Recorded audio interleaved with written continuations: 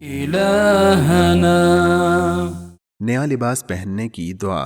سیدنا ابو سعید خدری رضی اللہ عنہ سے روایت ہے کہ رسول اللہ صلی اللہ علیہ وآلہ وسلم جب کوئی نیا کپڑا حاصل کرتے تو اس کا نام لیتے، یعنی قمیص یا پگڑی وغیرہ، اور یہ دعا پڑھتے: اللهم لك الحمد أنت كسوتني أسألك من خيره وخير ما صنع له وأعوذ بك من شره وشر ما صنع له۔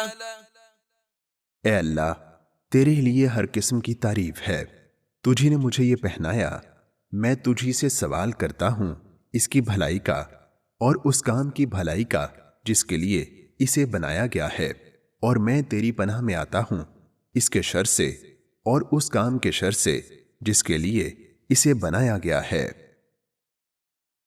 فاهدنا سبل السلام